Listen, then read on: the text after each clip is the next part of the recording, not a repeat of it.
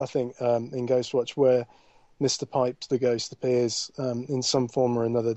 There was a ninth that was debunked, which is wonderful in and of itself, because there are actually, I think, maybe as many as 13. So there's quite a few that have yet to be discovered. Not even we can find them, all the times that we've watched it. But yeah, it was definitely a kind of Tyler Durden-esque subliminal deal. But yeah, those are fun. When I first got the script, there was the scene where Gillian Bevan, the parapsychologist, says, let's replay that tape because somebody's called in and seen something in the curtains. And Michael Parkinson says, no, there's nothing there.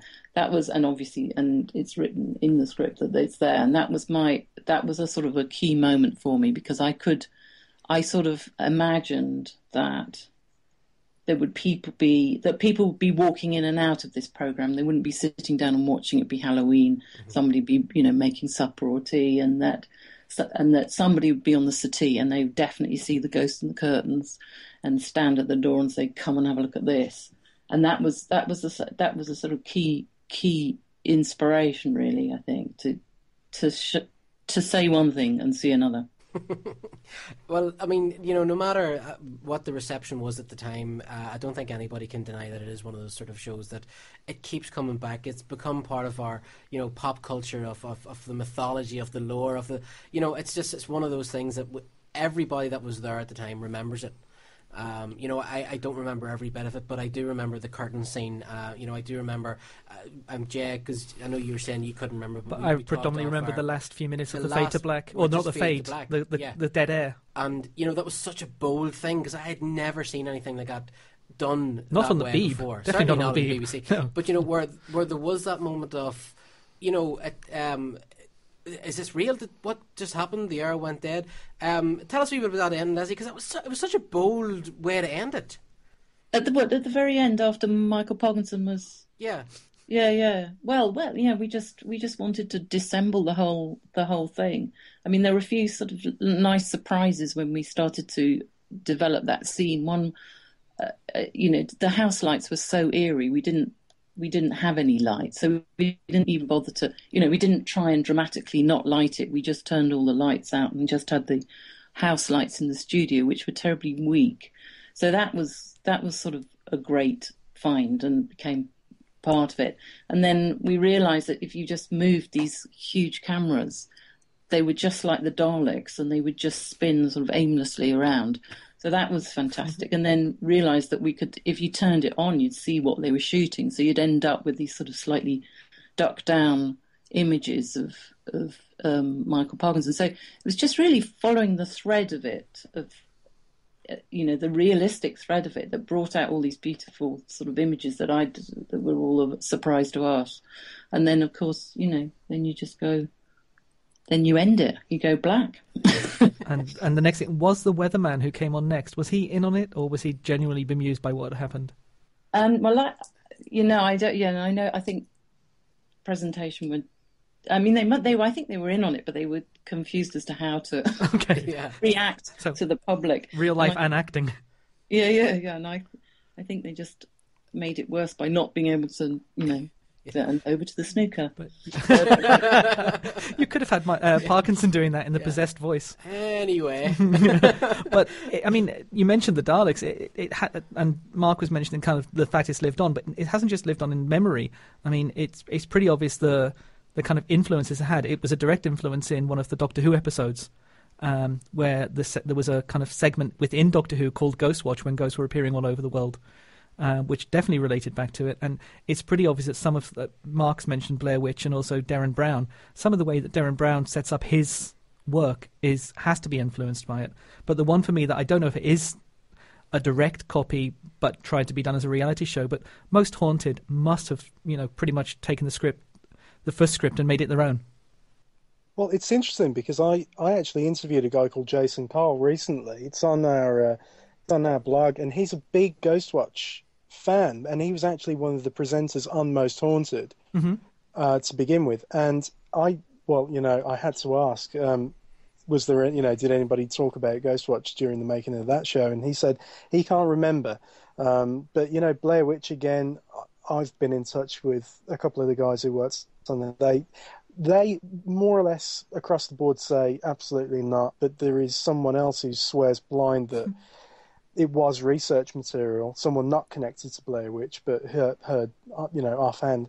Most Haunted, Oren Pelly, who directed that, he cited Ghostwatch. Darren Brown definitely did, as well as Andy Nyman, who's interviewed in the documentary. We were hoping to get Darren as well for an interview for the doc, but sadly we missed a window because it was just such a crazy shoot. But he was doing one of his live shows. But yeah, I think Darren and Andy did a show called Seance, which is pretty much their kind of pay-on to Ghostwatch, and worth checking out as well.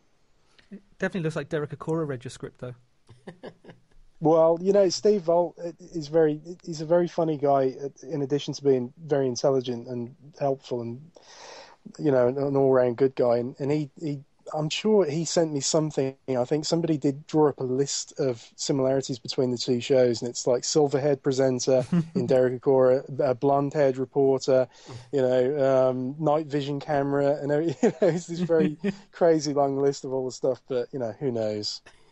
Now listen, Rich and Lesley, before we let you go, because I know the two of you are obviously very, very busy, and we are grateful for you taking your time out. The documentary itself, for anyone that wants to, to check it out or get their hands on it, how do they go about doing that?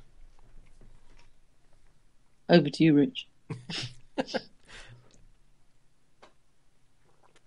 Hello? It's probably easiest to go through the website. Mm-hmm. And that's the ghostwatchbtc.com? Yeah. Okay, I think we've lost Rich, have we? Have we lost Rich? I think we have. Pipes has got him. Hold on, I don't know why I'm trying to make this scary, because I have to drive home in the dark for nearly 40 miles. Yes, also we're in the middle of an abandoned business estate in a very dark building. The next documentary, Lesley, will be about us. Yes, Lesley, it seems we've lost Rich, which is kind of unnerving. Yes, very unnerving. As long as the lights stay on, I'll be fine. But yes, there is the website behind the curtains.com or Ghostwatch Behind the Curtains. There's definitely an easy route to get hold of it. What we'll do is we post that on the site tonight after the show. Hello. Sorry, I think I dropped out don't there. do that. The voice from nowhere. Right, Jay actually jumped there, Rich, by the way. Fantastic. That's what I was aiming for. Thanks. But Lesley was just telling us, Rich, we just before we lost you, I was just saying about the best place to go, but Lesley was saying to go to ghostwatchbtc.com. That's the best place to get your hands on the documentary. Or lawmanproductions.co.uk. We're also on eBay, and the book is available on lulu.com. You just type in Ghostwatch, and there should just only be the one Ghostwatch book there, I think. Okay, and is the show itself, Lesley, is it still available to get on DVD? Because I know it was for a while. Can you still get that, do you know? Yes, it's been distributed by 101 Films. Yes, it's around. Excellent. Yeah. So it definitely can be tracked back. Well, listen, guys, thank you very much for coming on the show. I'm definitely going to check out this documentary, because it was kind of one of those shows, before I got in contact with you, as I said, it's one of those things that whenever I started thinking about it, I was kind of, oh yes, I remembered that. So, I think my psyche had put it away because it was just too much to deal with. So thanks very much for bringing that back.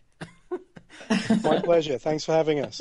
Thank you very much. But guys, listen, have a great night, and thank you very much. Take care. Okay, bye. Bye. Thank you. Bye. So Jay, you have to get your hands on this now. I can't. Do you know what? There's bits of it. The bit about Michael Parkinson at the end, where he kind of ducked down and crouched, and then he turned to face the camera, I think. Okay. And he was semi-possessed. All right. And I remember that one of the two girls that was supposedly being haunted, in between a camera shot, they put scratches on her arm or her face. Yes, I remember. So it looked like whilst they were on air, Pipes had scratched her for talking about him. So I remember bits of it, but I don't know if I watched it all. I don't know. There's bits of it I remember, but it's a lot. 16 years ago. It's a long time ago. It's a long time. To be honest with you, I thought it was longer. I actually remember being younger when I watched it, because 16 years ago. Yeah, I can't be right, because that's saying that I was sort of 1982. 1992, 1982. I was 4. No, I'll find out when it was. Ghostwatch. 1992, 31st October 92. So that's more than that. What is that? How long ago was that? 21 years. Yeah, so it's not 16 years. No, where did we get 16 from? I don't know. I said 16. Are you sure? I don't know. You said okay. 20. But yeah, so because I remember being pretty young, because I was thinking, well, if it was too old, it wouldn't have scared me that much. Because on the DVD release, it was a 12, so it probably wasn't that scary. But it's one of those things. But you see, it being a DVD release was what, 18 years after, or 16 years after? Maybe that was it. 16 years after it first aired. A 12 in 2008. Or whatever, 2006, 2008, is much different than a 12-year-old watching something in 1992, the first of its kind. Yeah, that's true. There's things now that have been, there's some horror movies that were X-rated at the time, but they're now PGs. Yeah, if you watch them now, they make it. Yeah. I mean, even Terminator, the first Terminator has been downgraded from 18 to 15? Yeah. So, yeah. But that probably, if that was brought out now, it may even be a 12A or a PG. Because it's more, well, maybe not that low. But I would say at the time, if that was out on video at the time, well, it wasn't. It was banned for 10 years. That means it was more than an X. Yeah. That's kind of bizarre. But yes, I think everyone who's listening should really go and get that DVD, get the documentary, get the book, and make a night of it. Yeah, that's just to the way compare. To go, just to sit down and really get into it. Yeah. No, absolutely. Right, okay. This is Shine 102.4 FM. We still have to talk to Stuart from the Monday Movie Show. We're going to talk to you about the BAFTAs. Are you really going to do this to me now? Are we going to have... No. This is Shine 102.4 FM. You are following your name. Mark. I'm Jay. Dead or alive, you are coming with me. Hello, I'm Sylvester McCoy, and I'm following the nerd. Groovy. Alrighty, let's get Stuart from the Monday Movie Show Groovy. On phone. On phone. Down at pit. Get back. Right. Hello, Stuart. Hello. How are you? Hello. Again, I'm knackered. I'm absolutely tired. Have you been gymming it? You are? Have you been gymming it? Gymming it? Yeah, actually, yeah, pretty much. But work has been an absolute nightmare this week because it's like a stock take, and with it leading up to a new fiscal year and stuff like that, it's just been a nightmare. There's a lot of that going around. Yeah. But anyway, moving on. Did you hear what movie won the BAFTA for Best Animated? Yes, I did. That counts as being in the top 10. No, it doesn't, because it really does. It's at number 12. The movie chart. What number is it in the animated chart? There isn't an animated chart. There is on my PC. I can see it's number 1. Yeah, that's because you've probably just written it up about 5 seconds ago. It is a lie, honestly. Sorry, it's number 2 after Lego City. Hold on a second. Lego Movie. Lego City. Oh.